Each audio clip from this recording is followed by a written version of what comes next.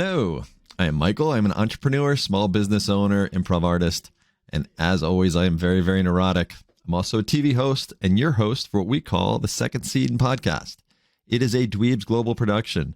That is why we do the podcast. Dweebsglobal.org is where you can get free mentorship help, free mental health advice. They are there for you. Dweebsglobal.org, all around the world, every language. Dweebsglobal.org. I'm here today with Ronald M. Kimmons. Ronald is a linguist, entrepreneur. He's built a marketing agency with his wife and is a soon-to-be author with his first novel, Wild River. So welcome, Ronald. Hi, welcome. Thank you, Michael. Thank you, Michael. Thank you for welcoming me. Yeah, welcome to my virtual home. There you go. We're all in our virtual worlds. Have you always been an entrepreneur? Is that something you started out as? No. Yeah, I mean, I feel that I've always had the entrepreneurial spirit, but no, I have not always been an entrepreneur. So when in college, I did a double major in English and Chinese, and I got an MBA, with the intent of being an employee, which is what most MBAs do. But I graduated and I actually went a different direction. I started out right out of college. My first work that I started doing was writing website content and doing translation. Being a linguist. Okay. And why did you choose Chinese? Out of curiosity. So I was sent as a missionary to Taiwan for 2 years, from 2004 to 2006. Okay. And when I got there, actually before that, I had taken 2 semesters of Arabic, and that was fun. But I haven't really gone beyond that in Arabic. But then, I got sent to Taiwan, and I told my church I wanted to be a missionary. And they said, "Okay, we need you in Taiwan." I said, "Okay," and so I went there, and for about 3 months I studied Chinese, which is not enough time to learn Chinese. I would assume not. And then I got to Taiwan, and I did, and I couldn't speak yet, but when you're immersed, you learn, right? And so I learned, and I did that for 2 years, and then I came back and I switched from my Arabic minor to Chinese major, second major in Chinese, and I did that, and then I graduated and started doing freelance work. So it's kind of entrepreneurial, but not really. I wasn't building a business. I was just working as a freelancer, as a translator and content writer. Right, and that's still something you have to manage your own time and kind of manage your own resources. So there is some similarities there. Yeah, and after doing that for a while, I went and got a desk job at a translation company. That was after I got my MBA, and I liked the work. It was a good job, but it wasn't really going anywhere. I just had all these things I wanted to do, right? And so after about 3 years of working there, I told my wife I wanted to quit, and she was hesitant about that at first, but then once we decided to do that together, she was all in once that was decided, and then we went into the entrepreneurial world ourselves, together as a team, and it's gotten, that was 2016 that we started our marketing agency, and it's been a roller coaster ride, but things are good now, and what we've done in that agency is helping people to sell info products, people who have online courses and coaching programs, things like that. Okay. Did either of you have a marketing background? No, I mean, I had an MBA at that point, and actually while I was at my desk job, during that time, during those 3 years, I was studying marketing. Because that was kind of my plan to go in that direction. But I hadn't done anything, I'd never worked in marketing before that. But we learned some basic but essential things like how to manage Facebook ads, things like that, and went from there. Gotcha. That's pretty wild though that you went into your own business with something that neither of you had a lot of experience with. Yeah. That wasn't even part of your backgrounds. Yeah, we took training programs, and we started small and showed that we can do it. Right. and just gradually grew. It was kind of a bootstrapping story. Just starting from where you are and just slowly proving yourself. Didn't charge very much at first. Right. Gradually got to where we're charging a lot more, because we have the track record to prove it. And in that marketing agency, the main role that I fulfilled was I did two things. I did copywriting, because a lot of that was involved in the work. I would write copy for a lot of sales pages and also ad copy and things like that. And I also did sales calls. Okay. I'd get on Zoom with people and talk to them about what we did and what their business was, and see if there was a good fit and everything. And then my wife actually ended up doing most of the operations, and do the actual work, and bringing value to people. And so in the end, even though it was my idea initially, she ended up being the one who was much more essential to the work than me. And that's why right now we're able to do what we're doing, where she's just taking over the agency and I'm going off in this new direction and starting as a novelist. Got you. And this was good for your marriage? Oh yeah. Was this there were no challenges and we of tell working together? we tell people we work together, and a lot of time people will be like, oh, like I cannot work with my spouse, because it's just people have different personalities, and sometimes there's this need, I think, to separate personal and professional life, and I understand that. But I think we just with our personalities, and of course there has been tension, of course. There have been disagreements and things, but with our personalities, it actually works pretty well. Okay. How's it been through COVID? I'm guessing you've probably gotten a lot more business because so much more has gone online, and so many people are probably trying to sell their informational services essentially. Yeah, I mean, the pandemic itself, I mean, we've continued to thrive, through that, and the difficulties that we have encountered really weren't directly related to the pandemic. Just like things like algorithms changing and just other market shifts, things like that. But yeah, the pandemic didn't really hurt us because we were already working at home, and most of our clients were already entrepreneurs who worked from home, and most of their buyers were already people who were looking at Facebook or looking at Google or whatever, and it didn't really change that dynamic all that much. Like there were some buying patterns that were affected, but not too much. Yeah, I don't think people understand that Google is constantly changing their algorithms on what they'll put on the front page or what constitutes important, and they've been doing this. I used to be in the industry 15, 20 years ago, and I remember back then all of a sudden you'd hear 2 weeks from now, Google's going to change the algorithm, and this is how we think it's going to affect it. And it gets pretty hard to prepare and to get it to be ready for it. And in our history as a company, we haven't done a whole lot actually in SEO. We've mostly been paid traffic, and so we've done some some Google paid traffic, mostly Facebook actually. Facebook, Instagram, and it was a similar thing, where Facebook will make changes, and a lot of the changes that Facebook makes, they don't actually announce them; they just kind of go and do it. So you'll have a campaign that's going well, they're just cruising along, making a lot of money, and all of a sudden it just collapses, and for seemingly no reason. It's because Facebook changed something, right? And part of being in the business is just being able to see that, respond to that, and pick it back up again, as soon as possible. Got you. I just remember being so hard to follow, and it's 10 times more complicated now than when I did it. Mm-hmm.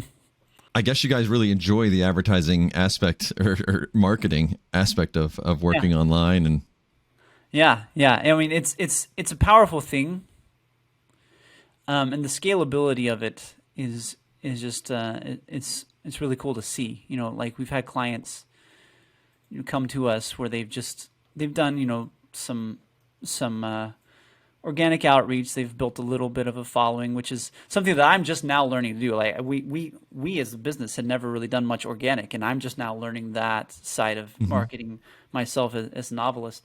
But clients would come to us, they've done some organic, built a little bit, and they want to take the next step, and they want to go and really scale. And so we would take them from like a few thousand a month to tens of thousands a month or more within a relatively short period, maybe just like a couple months, 2, 3, 4 months.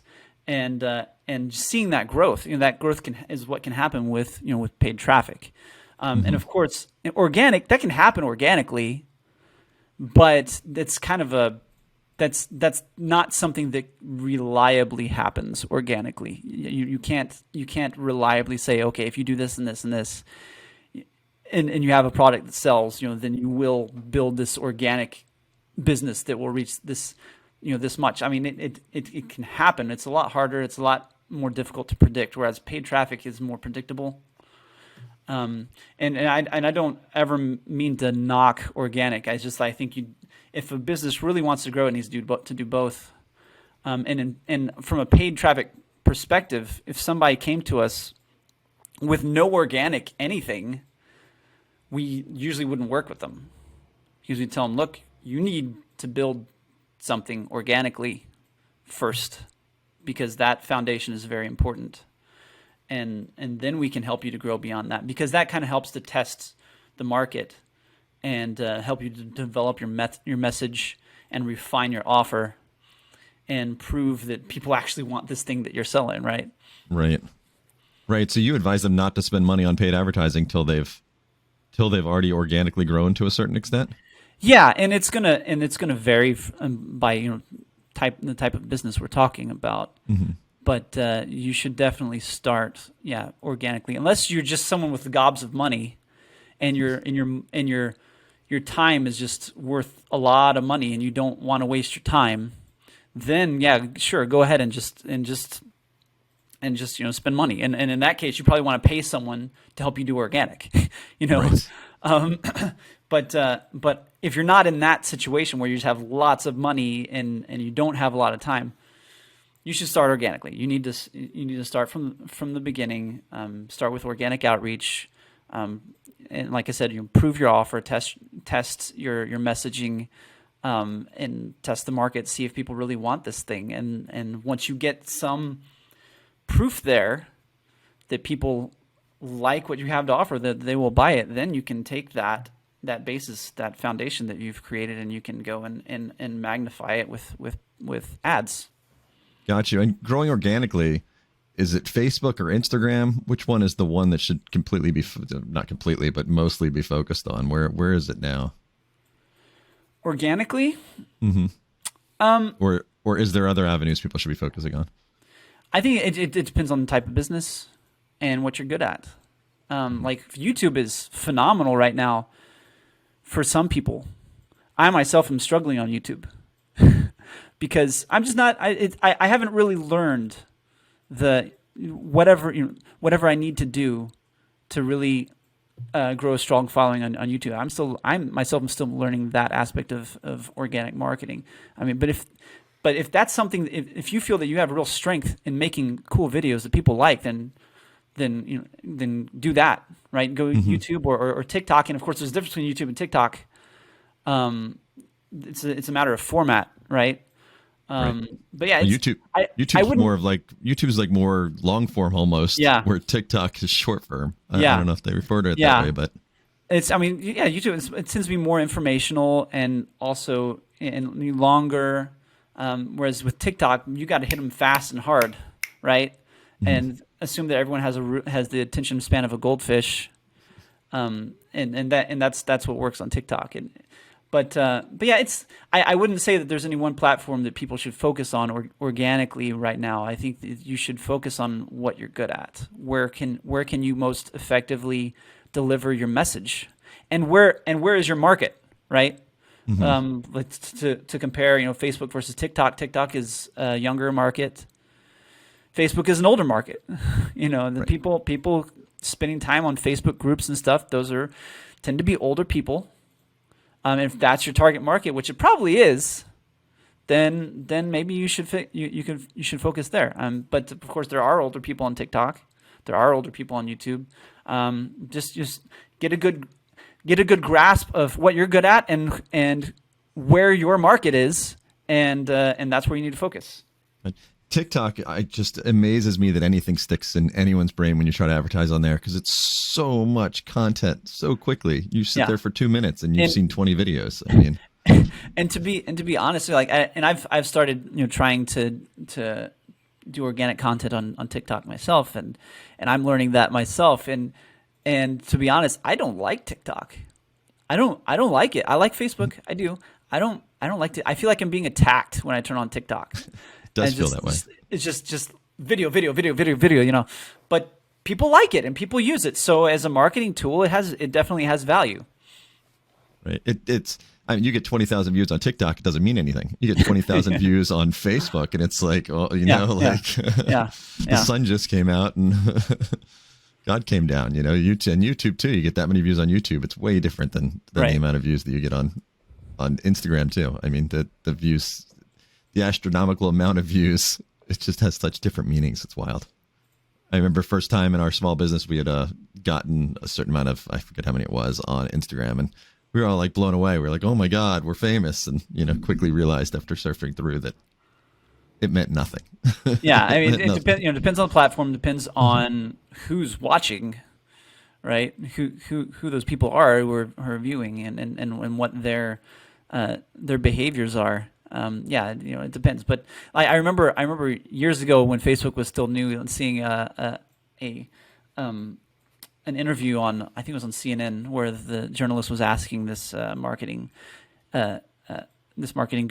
guru asking him, what is a Facebook like worth, and wanted him to put a dollar value on a Facebook like, and I could tell the journalist was kind of annoyed that he wouldn't give an actual number.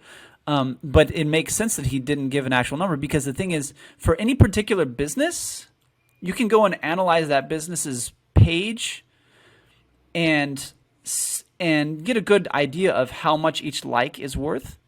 But that value for that business is going to be very different from the value per like of another business, because they have different offers, they have different audiences. So it's just not going to be the same. So yeah, the same thing goes with views. I mean, you can attach a dollar sign to what they're worth if you do all the analysis of that business, but it's not going to transfer from business to business. It's going to be a different number. All right, makes sense. I'm interested. I don't know if you know much about that new chatbot IO or the AI. Chatbots? Yeah, but the new one that's been out, I guess released by Google, or I'm not even sure by who. I don't know much about it, but I just know it's going to change searching.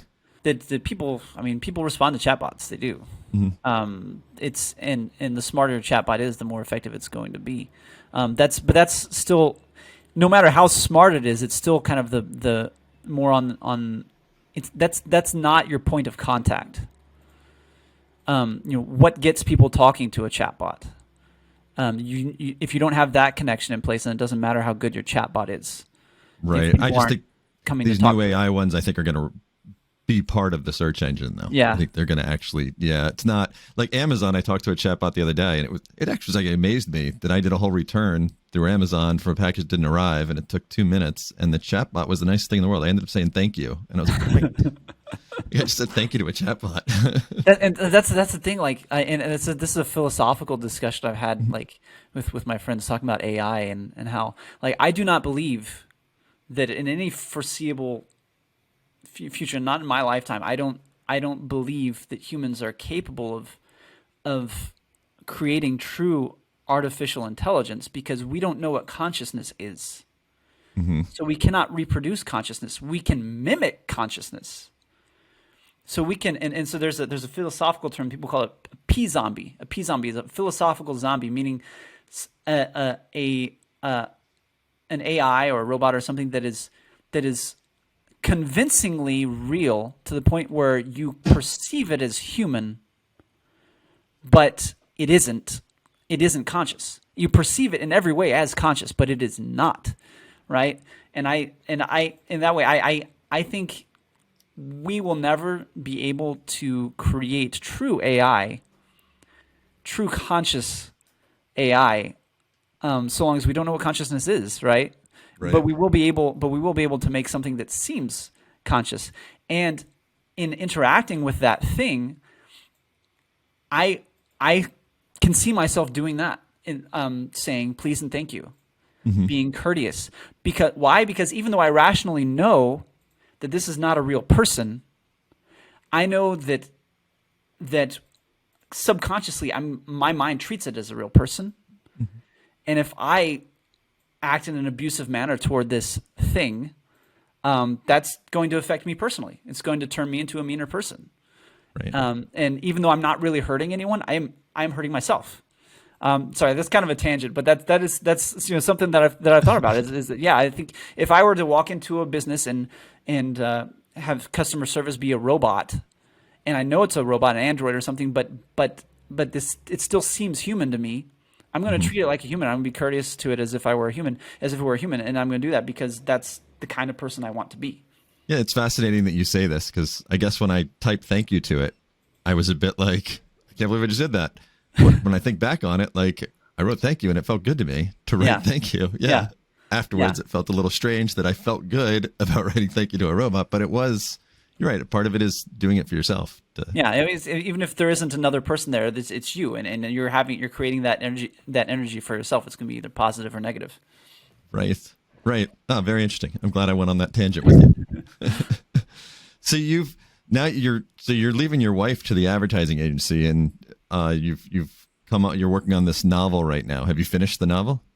Oh yeah, well I'm still putting on some finishing touches of it, but like you can, I have people still, beta readers still, reading it and going over it, and giving some last minute pointers. But yeah, it's the novel is written. Probably going to make a few small changes still, but yeah, it's written. Wild River. Okay. How was the process? How is it starting a novel with a blank sheet of paper and 300 to go?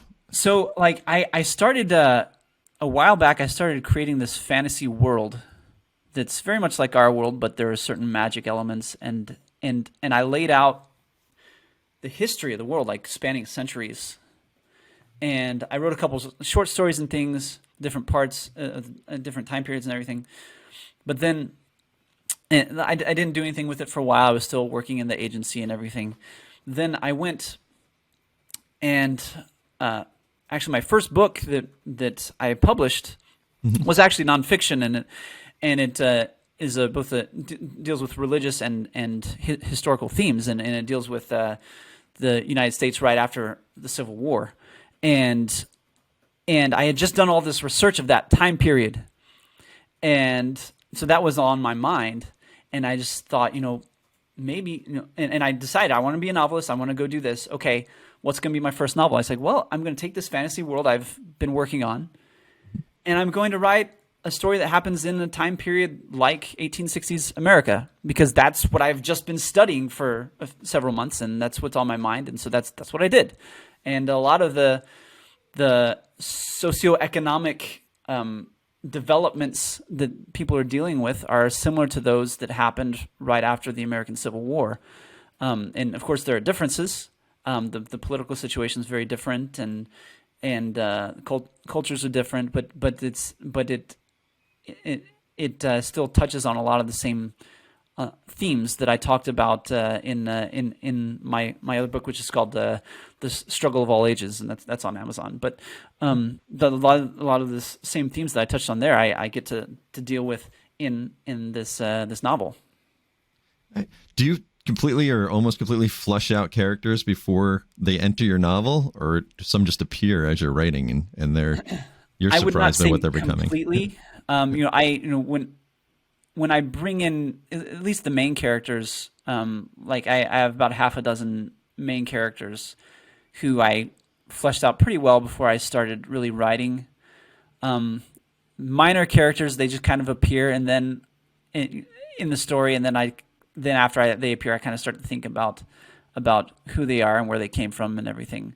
But the main character is pretty fleshed out. In fact, there are two characters in my story. There's one is named Bandas, and the other is Lavenda, and the whole story revolves around their the hero's journey for them, for both of them. And I went, I mapped out the hero's journey for Bondas and for Lavenda, and wrote that all down, and then I built the whole rest of the story around that. Right. Well, I have mad respect for anyone that can write something past a short story. I mean, once I'm through a few pages, I'm like, how do people keep going? Like it amazes me. So it takes a lot of organization, and I'm still learning myself, I have to say. Well, congratulations on getting your first book out, and then congratulations on almost finishing your first novel. Where can people find the advertising agency and also you? So my wife, you can look her up. It's at alciekimmons.com. That's actually where the agency is now. It's that Alcie Kimmons Consulting, alciekimmons.com. Okay. AUSI Kimmons. That's the agency. And then I actually have a novella that's already finished that I'm giving for free, so people can kind of get a taste of my writing and what it's like. And you can go to my website and download that. It's at ronaldmkimmons.com. If you go there, there's a button you can click and download the free novella. And the novella is called Den of the Wolfman, and it's kind of a prequel work to Wild River. Okay, great. Well, we will put links to it below the video, below the audio, whatever you're listening or watching this on. There will be links to both of the websites that he's talking about. And you should definitely download what he has to read and check it out. So thank you very much for being here with us today. Thanks, Michael. So really appreciate it. Again, that's ronaldmkimmons.com, and we'll put the links below. Get the free novella there. And then, again, this is a Dweebs Global production, and that's why we do this. They give free mentorship help around the world, everywhere, anywhere. If you need help, anything from resume writing to mental health, you can get it there. dweebsglobal.org. Thank you.